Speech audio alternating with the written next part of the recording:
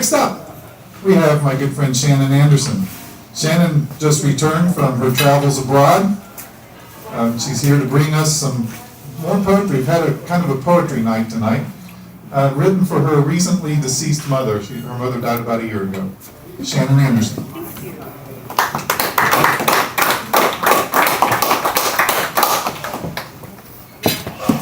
Hard to follow into it.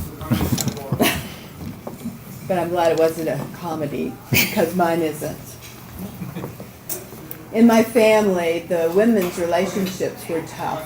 It's kind of been passed down from my great-grandmother to my mother, through her mother, and so I had a tough relationship with my mother.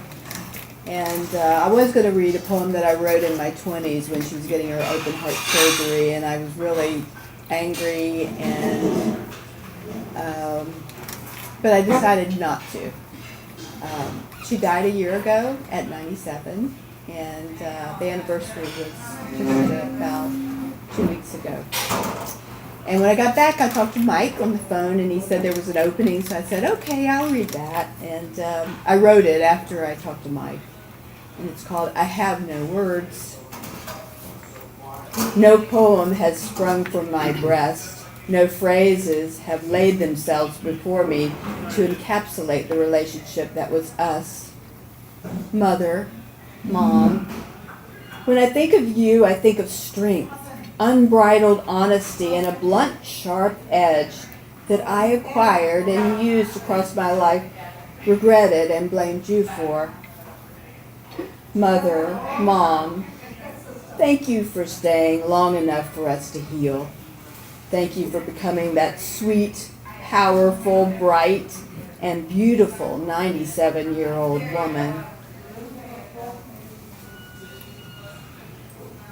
You left us with words we did not say, with scars we wouldn't show, with a broken heart and an empty hole, because you're gone.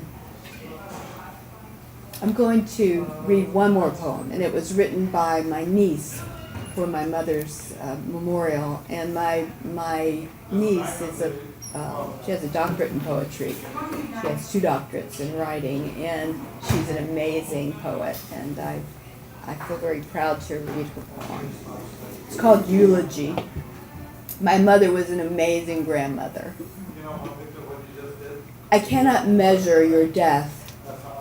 It slips through my fingers like melting snow, but it is not cold. It has no taste, no feel, no smell. Its length and width are unknown. Its depth is a question mark. It is the color of nothing at all. But your absence, I know, like dry ice. It is cold. It burns. In the morning, it smells like soil and daylilies. At night, its scent is sewing machine oil and milk and books. Your absence looks like a house in the woods full of thimbles and bottles and bells.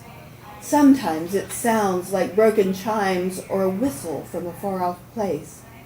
But in the sleepless cave of night, it howls. The empty space that was you is a hand always squeezing my shoulder. It feels just like a perfect lock of black hair curled around my finger. Do not ask me to describe your death. We are strangers still. But your absence, yes, I know that well. It is the strength and the width and the depths of countless summers spread before me as a child. Those summers are gone now, and you are too.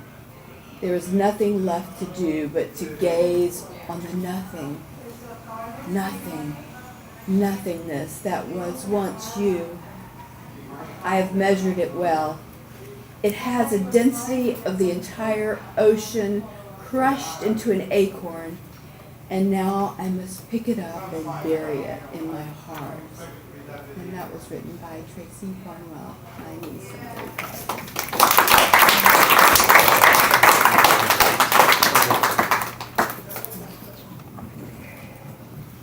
I even got to meet her mother. That was nice. They have a nice house over on the Intercoastal. It's really pretty.